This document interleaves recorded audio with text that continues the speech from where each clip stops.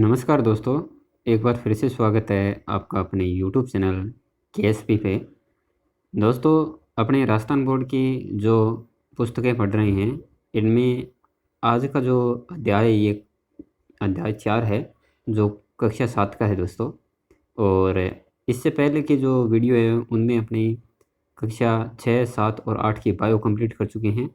कक्षा 6 की भी अपनी केमिस्ट्री कंप्लीट कर ली है और अब अपनी कक्षा 7 पढ़ रहे हैं। तो अगर आपने वो पहले वाली वीडियो नहीं देखी है तो इसी प्लेलिस्ट में मिल जाएगी आपको, उनको प्लीज़ ज़रूर देखिएगा। साथ ही अगर आपको ये वीडियो पसंद आए तो इसको लाइक कीजिएगा, शेयर कीजिएगा और अगर इस चैनल पे आप नए हो तो प्लीज़ दोस्तों चैनल को सब्सक्राइब कीजिएगा और बेल आइकन को प्रेस कर देना, ताकि ऐसी ही वीडियो के नोटिफिकेशन आपको मिलते रहें। सारे के सारे टॉपिक है दोस्तों, ये कोई भी कंपटीशन एग्ज़ाम हो उनसे रिलेटेड मैं आपको करवा रहा हूँ और काफ़ी आपके लिए ये हेल्पफुल रहेंगे। तो स्टार्ट करते हैं आज का टॉपिक। इसमें अपने पढ़ेंगे दोस्तों भौतिक परिवर्तन, क्रिस्टलीकरण, रासायनिक परिवर्तन, लोहे पे जंग लगना, इन पे अपनी चर्चाएं करेंगे कि हम अपने आसपास प्रकृति में कई परिवर्तनों को होते हुए देखते हैं। परिवर्तन का अर्थ है बदल जाना। वर्षा के दिनों में बादलों में स्थित पानी की बूंदें ठोस होकर ओलों में बदल जाती है। ये ओले ज़मीन पर गिरते हैं तथा कुछ ही देर पश्चात पिघलकर विलीन हो जाते हैं। घर पर दाल बनाते समय दाल का पानी कम हो जाता है, क्योंकि गर्म करने पर पानी भाप में बदलता है। सर्दियों के दिनों में वायु में उपस्थित वाष्प के ठंडी हो जाने के कारण खेत में ओस की बूंदें जम जाती है। इसी प्रकार फ्रीज में जल की बूंदें ठंडी होकर बर्फ में बदल जाती है। ये सभी प्रक्रियाएं परिवर्तन कहलाती हैं। जैसे देखिए दोस्तों, मोमबत्ती का जलना, दूध से दही बनना, नींबू के रस एवं शक्कर का जल में घुलकर शरबत बनना जैसे अनेक परिवर्तन हम दैनिक जीवन में देखते हैं। इन परिवर्तनों में कभी कभी कुछ रोचक घटनाएं भी घट जाती है। जैसे भोजन करते समय सब्जी का दाग कपड़े पर लग जाता है तो साबुन से साफ करने पर हल्दी का पीला दाग लाल हो जाता है। इसी प्रकार आलू व सेब काटने के पश्चात थोड़ी देर वायु में पड़े रह जाते हैं तो उनकी कटी हुई सतह का रंग बदल जाता है। हरे रंग की मेहंदी रचने पर लाल हो जाती है। वर्षा के दिनों में लोहे के दरवाजों व खिड़कियों पर जंग लग जाता है। आपने जादूगर को पानी से भरी गिलास में छूमंत्र के साथ आग लगाते हुए एवं एक गिलास का घोल दूसरे में डालने पर गहरा सफ़ेद धुआं निकालते हुए देखा होगा। आपको इससे बड़ा आनंद आता होगा और यह आश्चर्य भी होता होगा कि कैसे यह सब ऐसे परिवर्तन कैसे करता है। इस अध्याय में हम कुछ गतिविधियां करके इन परिवर्तनों की प्रकृति का अध्ययन करेंगे। क्या ये सभी परिवर्तन स्थायी होते हैं अथवा कुछ परिवर्तन अस्थायी या उत्क्रमणीय भी होते हैं। देखिए, गतिविधि दर्शाइए दोस्तों, करके देखते हैं। तो पहली गतिविधि है कि एक कटोरी में थोड़ा मोम लीजिए तथा धीरे धीरे इसे गर्म कीजिए। आप क्या देखते हैं, पिघले हुए मोम की कटोरी को ज्वाला से हटाकर ठंडा होने दीजिए। कुछ समय बाद आप देखेंगे कि ठंडा होने पर मोम पुनः ठोस अवस्था में आ जाता है। अतः हम कह सकते हैं कि मोम का पिघलना एक अस्थायी परिवर्तन है। ठोस से द्रव में बदलना अवस्था परिवर्तन कहलाता है। पदार्थ का अवस्था परिवर्तन एक अस्थायी परिवर्तन है। ये दोस्तों दर्शाया हुआ है कि ठोस को जैसे गर्म करते हैं तो द्रव में बदल जाता है और ठंडा करते हैं तो ये ठोस में बदल जाता है। तो ये परिवर्तन है दोस्तों, ये अस्थायी परिवर्तन है। इधर इसका डायग्राम भी दर्शा रखा है, चित्र में अच्छे से इसको समझा रखा है। दूसरी गतिविधि और है दोस्तों कि कांच की एक परखनली में थोड़ा जल लीजिए, परखनली पर कीप ढककर तेज गर्म कीजिए। कीप के मुंह को बंद कर दीजिए। जल भाप में बदलती है जो कीप से टकराकर पुनः जल में परिवर्तित होती है तथा कीप की आंतरिक सतह पर बूंदों के रूप में दिखाई देती है। अतः हम कह सकते हैं कि जल का वाष्प में बदलना एक अस्थायी परिवर्तन है। इन परिवर्तनों को हम निम्नानुसार व्यक्त कर सकते हैं। देखिए, द्रव जिसको गर्म करते हैं तो वाष्प में बदलता है और वाष्प को जब ठंडा करते हैं तो फिर द्रव में बदलता है। तो ये परिवर्तन भी दोस्तों अस्थायी परिवर्तन है और ये इधर चित्र में ये गतिविधि दर्शा रखी है। इस प्रकार क्या आप बर्फ़ के पानी में बदलने पर उसे पुनः बर्फ़ में बदल सकते हैं। अतः हम हम कह सकते हैं कि पदार्थ की एक अवस्था से दूसरी अवस्था में परिवर्तन एक अस्थायी परिवर्तन है। इसी प्रकार दोस्तों एक गतिविधि तीसरी दर्शा रखी है कि कागज का एक वर्गाकार टुकड़ा लीजिए, इसे मोड़कर नाव, जहाज, हवाई जहाज या अन्य आकृति बनाइए। अब इसे वापस सीधा कर दीजिए, यह पहले जैसी अवस्था में आ जाता है। यह भी एक अस्थायी परिवर्तन है। एक रबर बैंड का टुकड़ा लेकर उसे हल्का सा खींचिए और फिर उसे छोड़ दीजिए, क्या यह पहले जैसी अवस्था में आ जाता है? रबर बैंड के टुकड़े का अपनी पहले जैसी स्थिति में आ जाना एक अस्थायी परिवर्तन है। और देखिए दोस्तों, अवस्था परिवर्तन है, इसका अच्छे से दर्शा रखा है चित्र में, इसको आप समझिएगा एक बार कि देखिए सबसे पहले देखिए ये द्रव है, द्रव को ठंडा करने पर ठोस में बदला है, फिर उसको गर्म करने पर द्रव में बदला है, फिर गर्म करने पर गैस में बदलना है, फिर क्या ठंडा करने पर ये द्रव में बदला है। तो ये अवस्था परिवर्तन दर्शा रखा है।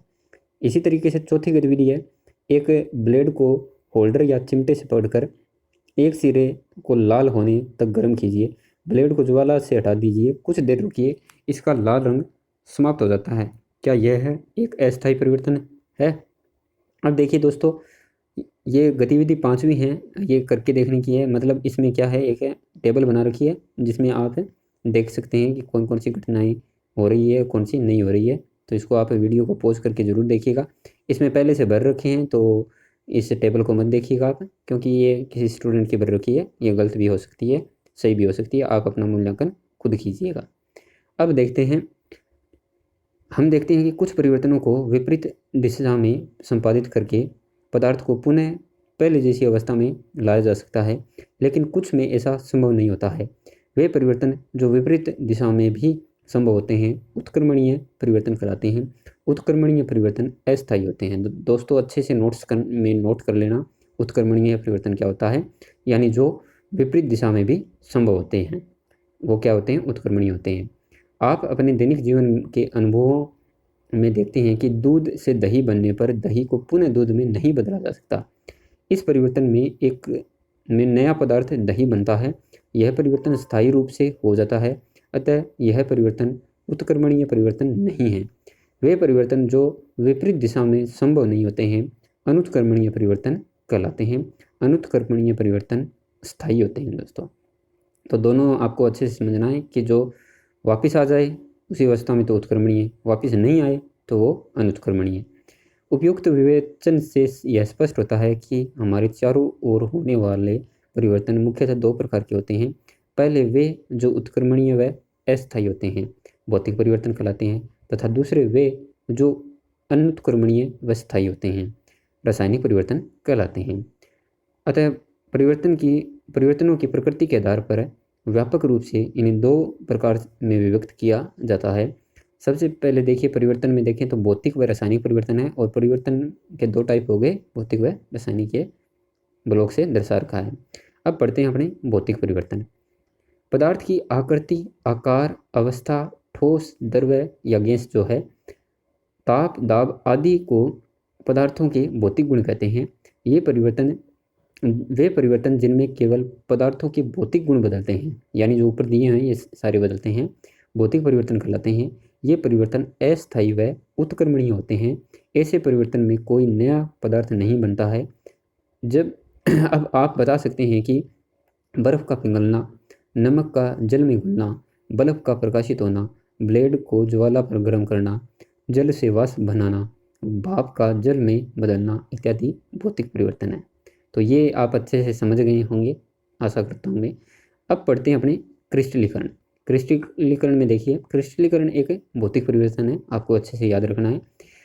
आपने बहती नदियों के किनारे अथवा तालाब के किनारों पर सफ़ेद पाउडर जैसा पदार्थ देखा होगा।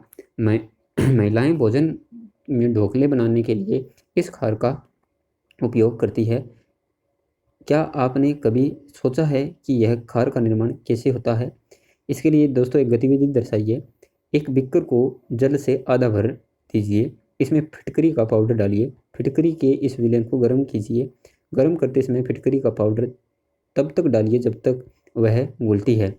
जब घुलना बंद हो जाए तब गर्म विलेन को एक कीप में छना कागज यानी फिल्टर पेपर लगाकर कांच के बीकर या गिलास में छानिए, इसे ठंडा होने दीजिए। जब विलेन ठंडा हो रहा हो तो उसे बिना हिलाए डुलाए स्थिर रखिए। कुछ समय बाद विलेन का अवलोकन कीजिए। क्या आपको फिटकरी के क्रिस्टल दिखाई देते हैं? यदि नहीं तो कुछ समय और प्रतीक्षा कीजिए, आपको फिटकरी के क्रिस्टल दिखाई देंगे। किसी पदार्थ के विलयन से उसके शुद्ध तथा बड़े आकार के क्रिस्टल प्राप्त करने की प्रक्रिया क्रिस्टलीकरण कहलाती है। तो अच्छे से नोट्स में नोट करना, क्रिस्टलीकरण किसे कहते हैं, यानी किसी पदार्थ के विलयन से उसके शुद्ध तथा बड़े आकार के क्रिस्टल प्राप्त करने की प्रक्रिया क्रिस्टलीकरण कहलाती है। इस प्रक्रिया में नया पदार्थ नहीं बनता है, अपितु उसी पदार्थ के क्रिस्टल बनते हैं। अतः क्रिस्टलीकरण भौतिक परिवर्तन का एक उदाहरण है।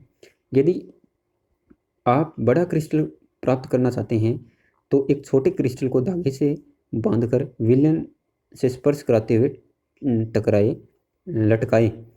आप देखेंगे कि क्रिस्टल के आसपास नए छोटे छोटे क्रिस्टल आकार जुड़ जाते हैं, जो क्रिस्टल बड़ा हो जाता है।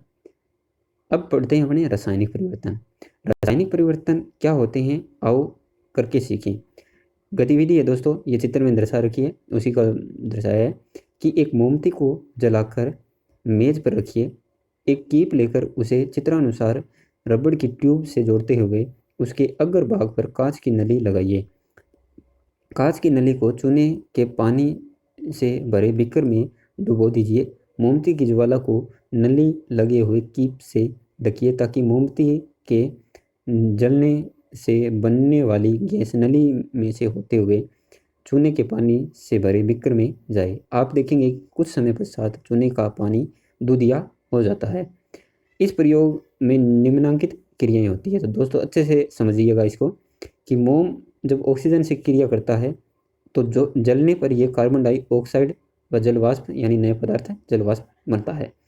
इसी प्रकार चूने का जो पानी है यानी CaOH ट्वाइस है, ये कार्बन डाइऑक्साइड यानी CO2 के साथ क्रिया करके दूधिया पानी CO3 देता है। उपयुक्त दोनों क्रियाओं से स्पष्ट है कि मोम के जलने से नए पदार्थों कार्बन डाइऑक्साइड एवं जलवाष्प का निर्माण होता है। चूने के पानी में कार्बन डाइऑक्साइड गैस प्रवाहित करने पर नए पदार्थ CaCO3 का निर्माण होता है। हम कुछ ऐसे और परिवर्तनों पर विचार करें जिनमें नए पदार्थ का निर्माण होता है। तो एक दोस्तों ये दर्शा का स्टार्च फ्रिक्शन वाला है, आलू का बैंगनी रंग वाला, तो ये भी अच्छे से समझिएगा कि एक आलू को काट कर दो टुकड़े कीजिए। एक टुकड़े की कटी हुई सतह पर ड्रॉप की सहायता से आयोडीन विलयन डालिए। आलू की सतह का रंग नीला बैंगनी हो जाता है। आलू जिसमें स्टार्च होता है दोस्तों, और जब आयोडीन के साथ क्रिया करता है तो बैंगनी पदार्थ बनता है। ये अपने जो पीछे अपनी बायो पढ़ी थी तब मैंने अच्छे से आपको ये समझाया था। इस प्रकार आप देखते हैं कि इस क्रिया में भी नए पदार्थ का निर्माण होता है। अब एक गतिविधि और दर्शाइए दोस्तों कि मैग्नीशियम का एक तार यानी फीता लीजिए। इसके एक सिरे को मोमबत्ती की लौ से जलाइए। मैग्नीशियम का फीता चमकदार प्रकाश देता हुआ जलता है और राख मैग्नीशियम ऑक्साइड प्राप्त होती है। इस क्रिया में भी नए पदार्थ मैग्नीशियम ऑक्साइड का निर्माण होता है। ये भी दोस्तों एक भौतिक परिवर्तन है, तो रासायनिक परिवर्तन है। जलता हुआ मैग्नीशियम का फीता है और ये चित्र में दर्शा रखा है। देखिए मैग्नीशियम है, ये ऑक्सीजन से जब क्रिया करता है तो मैग्नीशियम ऑक्साइड यानी MgO नया पदार्थ बनाता है। अतः हम कह सकते हैं कि वे परिवर्तन जिनमें पदार्थ का रासायनिक आंतरिक संगठन बदल जाता है, अर्थात पदार्थ अपने मूल रूप से नए पदार्थ में परिवर्तित हो जाता है, रासायनिक परिवर्तन कराते हैं। परिवर्तन के पश्चात पदार्थ को अपनी मूल या पूर्वावस्था में नहीं लाया जा सकता, अतः ये परिवर्तन स्थायी व अनुत्क्रमणीय होते हैं। स्पष्टतः मोमबत्ती का जलना, दही जमना, टायर का जलना, भोजन का पाचन, लोहे पर जंग लगना, त्योहारों पर पटाखे व फुलझड़ी का जलना, मैग्नीशियम के फीते का जलना, ये सारे के सारे दोस्तों रासायनिक परिवर्तन हैं। अब देखते हैं अपने लोहे पे जंग लगना। तो अच्छे से इसको समझना, एग्जाम में इससे क्वेश्चन जरूर बनता है कि लोहे में जंग लगने की क्रिया से आप अच्छी तरह से परिचित है। आपने रसोई घर में देखा होगा कि लोहे के गीले तवे को कुछ समय बाद खुला छोड़ देने पर उसमें जंग लग जाता है। इसी प्रकार फावड़े, कुल्हाड़ी, हथौड़ा आदि को नम वायु में कुछ दिनों तक खुला रख देने पर उसमें भी जंग लग जाता है। लोहे के एक टुकड़े को कुछ दिनों के लिए खुले में छोड़ देने पर उसके ऊपर भूरे रंग के पदार्थ की परत जम जाती है। इस भूरे रंग के पदार्थ को ही जंग कहते हैं तथा यह क्रिया जंग लगना कहलाती है। जंग लोहा नहीं है, अपितु इस क्रिया में लोहा एक नए पदार्थ यानी जंग जिसको बोलते हैं, लोहे का ऑक्साइड होता है दोस्तों, ये Fe2O3 में परिवर्तित हो जाता है। जंग लगने की प्रक्रिया को इस प्रकार प्रदर्शित करते हैं। तो ये अभिक्रिया अच्छे से समझना कि लोहा है Fe, ये ऑक्सीजन से जब क्रिया करता है यानी O2 से क्रिया करता है और जल से क्रिया करता है यानी H2O से, तो लोहे का ऑक्साइड बनाता है यानी Fe2O3 फेरस ऑक्साइड बनाता है। यानी याद रखना है कि लोहा जल के साथ ऑक्सीजन की उपस्थिति में क्रिया करके फेरस ऑक्साइड बनाता है। जंग लगने के लिए ऑक्सीजन तथा नमी यानी जलवाष्प दोनों अनिवार्य घटक है। जंग लोहे को धीरे धीरे नष्ट कर देता है। चूँकि लोहे का उपयोग वाहनों जैसे जहाज, कार, ट्रक, साइकिल आदि का ढांचा बनाने के लिए, सेतु तथा बड़ी इमारतें बनाने के लिए किया जाता है, अतः लोहे पर जंग लगने से रोकने के लिए इसे ऑक्सीजन तथा जल दोनों के संपर्क से बचाना होता है। आप इसे कैसे बचा सकते हैं? इसका एक सरल उपाय उन पर पेंट, ग्रीस आदि की परत चढ़ाना है। लोहे पर क्रोमियम तथा जिंक यानी जस्ता है जैसी धातु की परत चढ़ा दी जाती है तो भी जंग से बचा जा सकता है यानी बचाव होता है। लोहे एवं इस्पात को जंग से सुरक्षित करने के लिए लोहे पर जस्ते यानी जिंक की परत चढ़ाने की प्रक्रिया को यशद लेपन या गैल्वेनीकरण कहते हैं। तो अच्छे से नोट कर लेना। ये लोहे के साथ कार्बन, मैग्नीज, निकल एवं क्रोमियम मिलाने पर इस्पात यानी स्टेनलेस स्टील प्राप्त होता है जो कठोर होता है तथा इसे जंग नहीं लगता है यानी इसको जंग नहीं लगता है। चमत्कारी लोह स्तंभ। चमत्कारी लोह स्तंभ में देखिए कि दिल्ली में कुतुब मीनार के पास महरौली में एक ऐसा प्राचीन लोह स्तंभ स्थित है जिसे लगभग 400 ईसा पूर्व भारत के लोह कर्मियों ने बनाया। यह वृहद लोह स्तंभ 8 मीटर ऊंचा तथा इसका भार 6 टन यानी लगभग 6000 किलो है। कई शताब्दियां बीत जाने के बाद भी यह लोह स्तंभ आज भी सुरक्षित है तथा इस पर जंग नहीं लगा है। यह इस बात का प्रतीक है कि प्राचीन भारत में के हमारे पूर्वजों ने लोहे को जंग लगने से बचाने की बेहतरीन तकनीक विकसित कर ली थी। शोध से ज्ञात होता है कि इसके पृष्ठ पर आयरन ऑक्साइड की पतली परत बनी हुई है जिससे अनुमान लगाया जा सकता है कि जंग लगने से बचाने के लिए उन्होंने इस स्तंभ पर कई उपचार प्रक्रम किए होंगे। इसके निर्माण के समय उन्होंने इसमें फास्फोरस मिलाया होगा, इसमें इसे विभिन्न पदार्थों के मिश्रण से रंगा होगा तथा फिर इसे तेज गर्म किया होगा। दिल्ली के अलावा सूर्य मंदिर जो कोणार्क उड़ीसा में है, मूकंबिका मंदिर कोलूर कर्नाटक और धार मध्य प्रदेश आदि के भी लोह स्तंभ प्राचीन भारतीय धातुक्रम की कथा को उजागर कर रहे हैं। इन रासायनिक परिवर्तनों के बारे में भी जानिए। सबसे पहले दोस्तों मोस्ट इंपॉर्टेंट है, एग्जाम में इनके एग्जाम्पल आते हैं और क्वेश्चन ये आपके डेफिनेट मिलते हैं आपको एग्जाम में देखने को। देखिए सबसे पहले हम कटे हुए सेब को वायु में खुला छोड़ने पर रंग बदलना, यानी एप्पल में लोहा होता है, आयरन होता है, जिसके कारण काटने के पश्चात उसे थोड़ी देर वायु में पड़ा रखने पर लोहा वायु के ऑक्सीजन से क्रिया करके लोहे का ऑक्साइड आयरन ऑक्साइड बनाता है। फलस्वरूप उसकी कटी हुई सतह का रंग लाल भूरा हो जाता है। दूसरा है मेहंदी कैसे रचती है, तो मेहंदी में क्विनोन, नेफ्थोक्विनोन तथा लासोन जैसे मुख्य रासायनिक यौगिक होते हैं। लासोन स्वयं रंगहीन होता है किंतु जब यह वायु या सूर्य के संपर्क में आता है तो लाल रंग का एक यौगिक बनाता है। अब बढ़ते हैं अपने जादूगर की सच्चाई। अध्याय के प्रारंभ में हमने आपसे जादू के खेल की चर्चा की थी जिसमें जादूगर छूमंत्र के साथ पानी से भरी गिलास में आग लगाता है तथा एक गिलास का घोल दूसरे गिलास में डालकर गहरा सफ़ेद धुआं निकालता है। यह कैसा संभव होता है, इस पर चर्चा करते हैं। पहला है पानी से भरे गिलास में आग लगाना। इस जादू में जादूगर आपकी नज़र बचाकर पानी में सोडियम का टुकड़ा डालता है। यह सोडियम पानी से अभिक्रिया करके हाइड्रोजन गैस बनाता है। इस अभिक्रिया में ऊष्मा भी उत्पन्न होती है। इस ऊष्मा से हाइड्रोजन के गैस जलने के कारण आग की चिंगारी पैदा होती है। हमें लगता है कि उसने जादू से पानी में आग लगा दी। तो ये अभिक्रिया भी दर्शा रखी है दोस्तों, सोडियम प्लस पानी है, sodium hydroxide plus hydrogen gas plus ऊष्मा मुक्त होती है। दूसरा है जादू से गहरा सफ़ेद धुआं निकालना। इसमें जादूगर के पास एक गिलास में अमोनियम हाइड्रोक्साइड का विलयन तथा दूसरे गिलास में हाइड्रोक्लोरिक अम्ल का विलयन होता है।